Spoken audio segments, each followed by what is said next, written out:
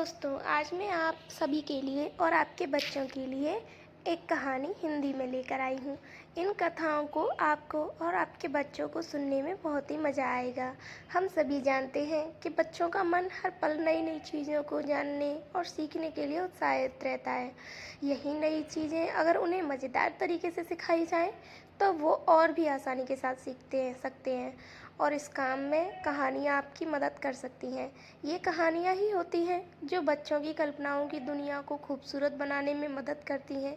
ये कहानियाँ न सिर्फ बच्चों के मनोरंजन का माध्यम है, बल्कि खेल खेल में उनके जीवन को बेहतर बनाने का एक आसान तरीका भी है। इन कहानियों के द्वारा आप लोगों को नई नई बातों का पता चलेगा और साथ में आप सब हमारी संस्कृति और भगवान के रहस्यों के बारे में भी जान पाएंगे, जो बहुत कम लोगों को पता है। मित्रों, मेरी एक ये छोटी सी कोशिश है कि ये लघु कथाएं आप तक पहुंचा सकूं। ये लघु कथाएं न सिर्फ मज़ेदार हैं, बल्कि शिक्षाप्रद भी हैं।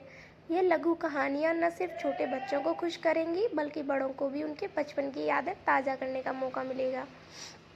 तो चलते हैं, चलिए। पुराणों के अनुसार नंदी असल में शिलाद ऋषि के पुत्र थे और शिलाद ऋषि थे ब्रह्मचारी। दरअसल हुआ यूं कि ब्रह्मचारी व्रत का पालन करते करते शिलाद ऋषि के मन में एक भय बैठ गया। भय था कि बिना संतान उनकी मृत्यु के बाद उनका वंश समाप्त हो जाएगा। इसलिए उन्होंने अपने वंश को आगे बढ़ाने के लिए एक बच्चा गोद लेने का मन बनाया। मन तो ऋषि शिलाद ने बना लिया, लेकिन दुविधा यह थी कि ऋषि ऐसे बालक को गोद लेना चाहते थे जिस पर भगवान शिव की असीम कृपा हो। अब ऐसा बालक ढूंढने से भी मिलना मुश्किल था, तो ऋषि भगवान की घोर तपस्या में लीन हो गए। लंबे समय तक तप करने के बाद भी इन्हें इसका कोई भी फल प्राप्त नहीं हुआ। ऐसे में ऋषि शिलाद ने अपनी तपस्या को और भी कठोर कर दिया। काफ़ी समय के कठोर तप के बाद आखिर भगवान शिव प्रसन्न हो गए। भगवान ने पूछा, बोलो तुम्हें क्या चाहिए। भगवान शिव ने शिलाद ऋषि से कहा, मांगो, क्या वर मांगना चाहते हो। ऋषि शिलाद ने अपनी कामना शिव से जाहिर की। भगवान शिव ने शिलाद को पुत्र का आशीर्वाद दिया और वहां से चले गए। अगले ही दिन जब ऋषि शिलाद पास के खेतों से गुजर रहे थे, तो उन्हें वहां एक नवजात बच्चा मिला। बच्चे का मुख बेहद ही मनमोहक और लुभावना था।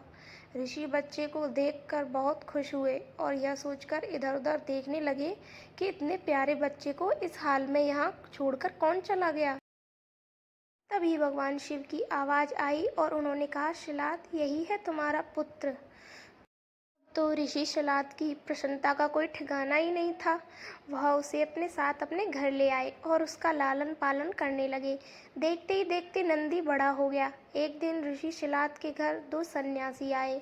ऋषि शिलाद की आज्ञा से नंदी ने दोनों सन्यासियों का खूब आदर सत्कार किया और उन्हें भोजन कराया।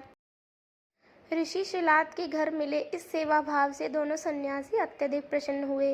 उन्होंने ऋषि शिलाद को दीर्घायु का आशीर्वाद दिया, लेकिन नंदी, जिसने उनकी इतनी मन से सेवा की थी, उसके लिए एक शब्द भी नहीं कहा। सन्यासियों द्वारा ऐसा किया जाने पर ऋषि शिलाद को आश्चर्य हुआ। अपनी जिज्ञासा को शांत करने के लिए शिलाद ने सन्यासियों से ऐसा करने के पीछे की वजह पूछी। तब सन्यासियों ने बताया कि आपके इस पुत्र की आयु बहुत कम है, इसलिए हमने इसे कोई आशीर्वाद नहीं दिया। नंदी ने सन्यासियों की यह बात सुन ली। नंदी ने अपने पिता से कहा, आपने मुझे स्वयं भगवान शिव के आशीर्वाद से पाया है, तो मेरे इस जीवन की रक्षा भी भगवान शिव ही करेंगे। आप इस बात की बिल्कुल भी चिंता न करें। इतना कहते हुए ही नंदी भगवान शिव की आराधना में लग जाता है। अपने पिता की तरह ही नंदी ने भी भगवान शिव को प्रसन्न करने के लिए कठोर तप किया। फलस्वरूप भगवान शिव प्रसन्न हुए और नंदी को बैल का मुख देकर अपना सबसे प्रिय वाहक बना लिया। इस प्रकार नंदी भगवान शिव के सबसे प्रिय वाहन बने और समाज में उन्हें पूजनीय स्थान भी मिला। यही वजह है कि भगवान शिव की आराधना से पूर्व उनके प्रिय नंदी की पूजा की जाती है। धन्यवाद दोस्तों।